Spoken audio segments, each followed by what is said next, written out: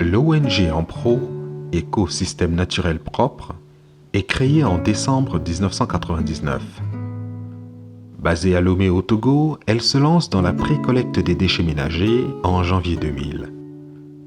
L'ONG s'agrandit et initie en 2011 une unité de compostage. En 2012, l'ONG Ampro intègre le programme AfriCompost, programme qui s'est déroulé dans plusieurs villes africaines, dont Lomé. En 2017, fort de ses 6 ans d'expérience, Ampro, la ville de Lomé et ses partenaires français Gévalor et ensuite le GRET, développent AfriCompost 2.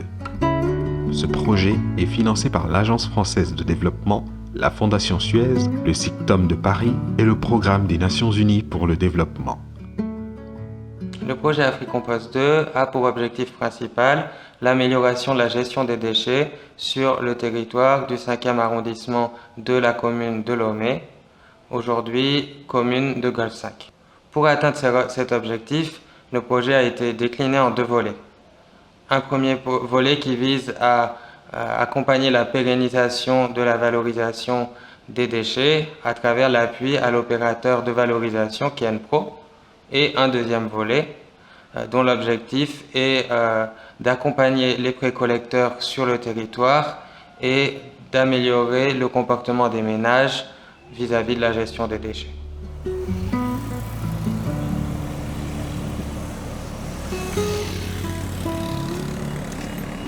Pour une ville, la gestion des déchets, ce n'est pas que ramasser et aller déposer quelque part, mais en réalité, mieux gérer les déchets, d'abord, c'est les éviter.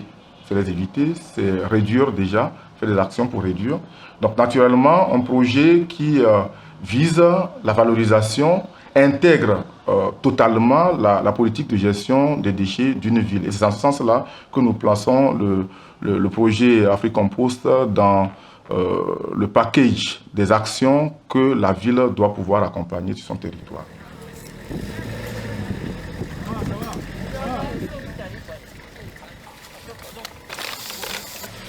Les activités d'Ampro ont généré 4 impacts essentiels. L'impact économique, l'impact social, l'impact technique et l'impact environnemental. De 2012 à 2020, 7432 tonnes équivalent de CO2 sont évitées. Au cours de cette période, la plateforme Ampro a pu réaliser un détournement de l'enfouissement de plus de 70% de déchets entrant sur le site, avec 21 500 tonnes de déchets traités par compostage. Cette activité aura généré une économie importante sur les coûts de collecte et d'enfouissement entre 2013 et 2020. Actuellement, Ampro maîtrise tout le processus de fabrication de compost et maîtrise complètement les techniques de commercialisation, faisant d'Ampro un acteur incontournable pour la valorisation des déchets au Togo, car elle a su non seulement mettre en place une unité de compostage, Ampro a su aussi créer une demande de compost au Togo. Aujourd'hui, Ampro a su développer une stratégie commerciale qui lui permet de distribuer ses produits, notamment le compost, à ses clients répartis aussi bien dans la région maritime que vers le nord du pays.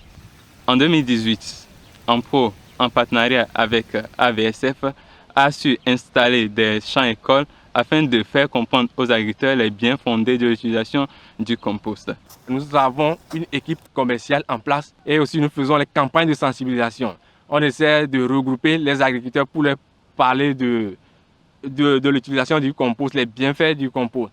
Ce qui fait qu'aujourd'hui, Ampro a plusieurs types de clients un peu répartis dans la région maritime. Le compost Ampro, nous à l'ICAT, nous l'avons utilisé et cela a permis à améliorer suffisamment le rendement des cultures, notamment pour la culture du maïs, du soja et des cultures maraîchères. Et nous avons installé des champs-écoles agriculteurs avec le compost dans la pratique de la gestion durable des terres.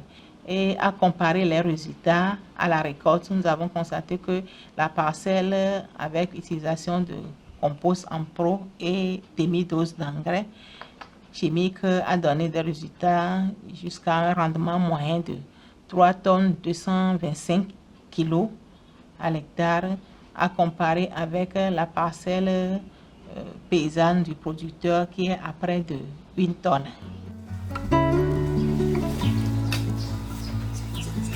Nous suivons la qualité physique du compost, le côté visuel.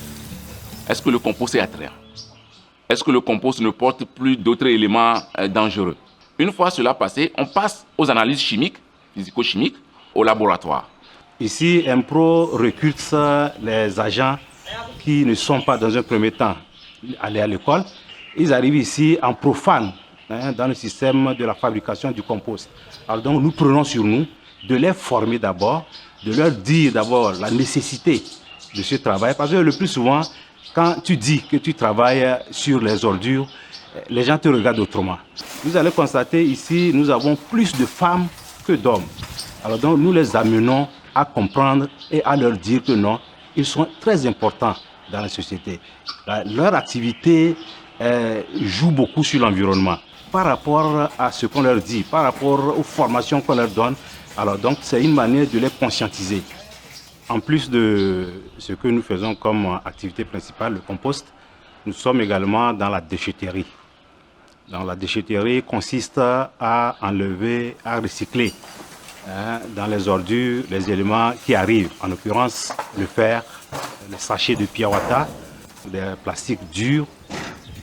Ce système a permis également à nos agents sur la plateforme aussi de se faire un peu de trésorerie qui les permet, n'est-ce pas, de pouvoir survivre avant, n'est-ce pas, la fin du mois.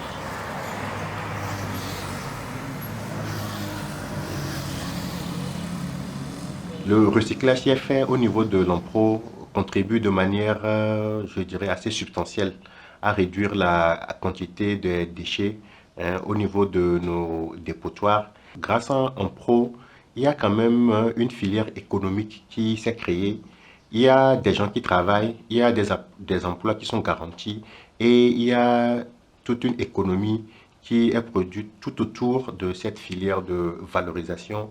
Et le troisième point qui nous semble assez intéressant est le produit fini d'Impro, notamment le compost que nous, en tant qu'agence d'assainissement, qui avons en charge l'embellissement de la ville, notamment par l'aménagement des espaces verts utilisons. La commune de Vaughan, à l'époque, devenue commune Vaughan, comme je l'ai dit tout à l'heure, a senti la nécessité de mettre en place un outil fondamental de planification qui était alors le plan de développement communal. Au niveau de l'axe 5 de ce plan de développement communal, la commune a senti la nécessité d'améliorer la fourniture des services essentiels de base aux populations.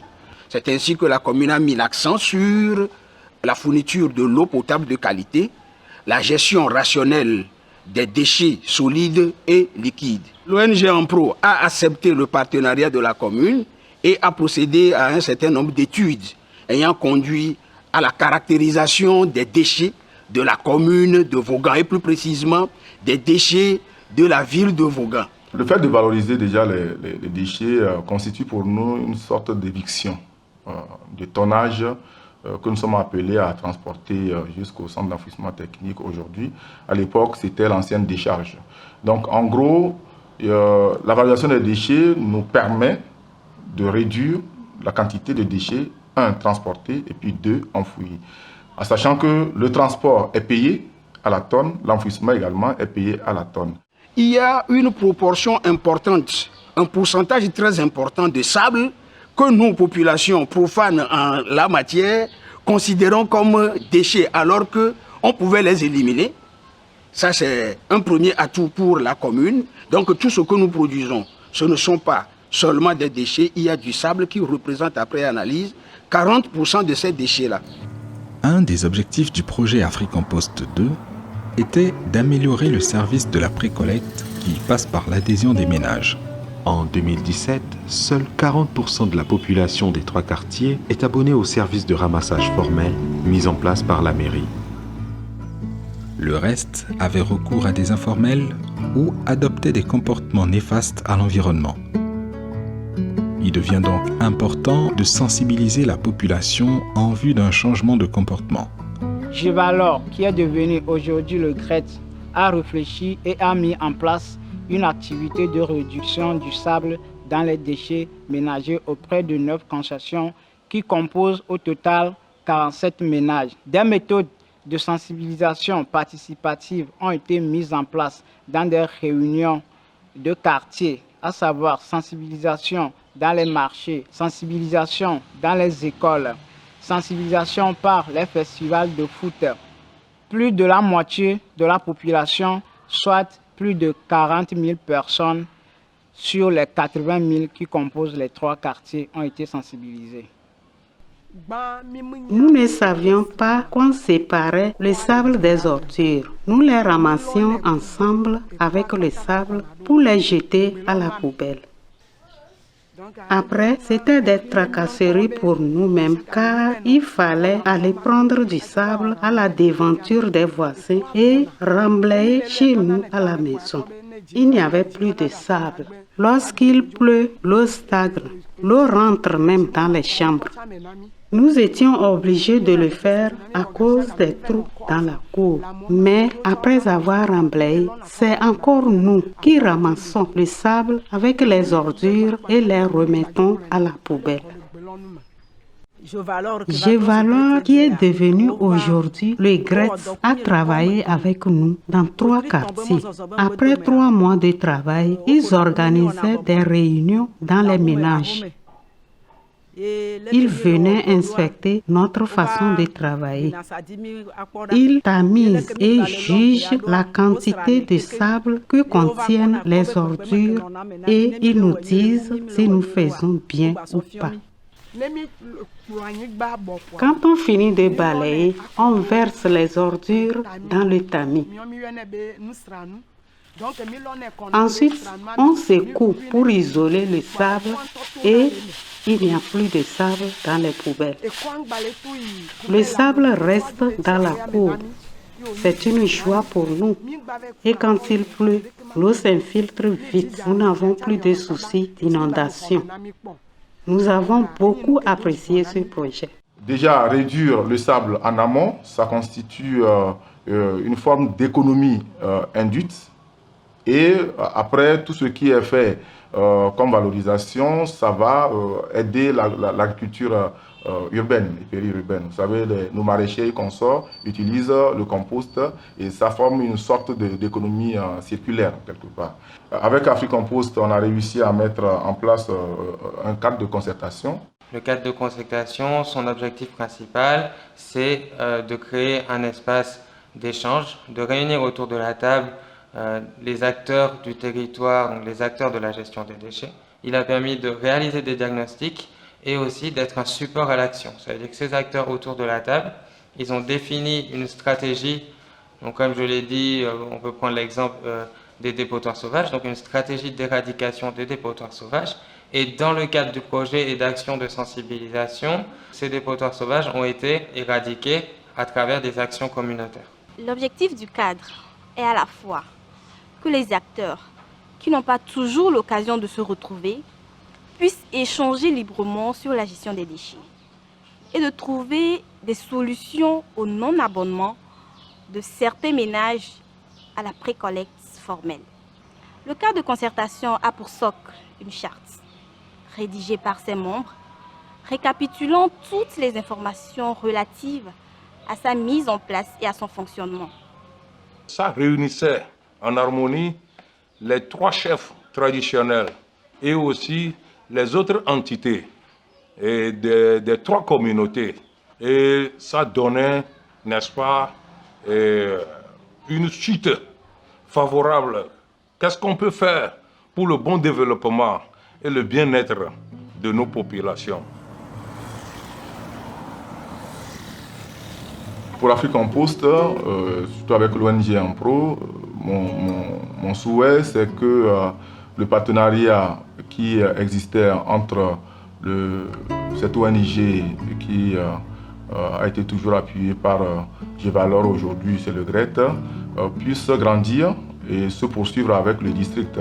Pourquoi pas avec toutes les communes de Lomé comme de l'intérieur. Je pense que c'est une initiative fort louable pour les villes.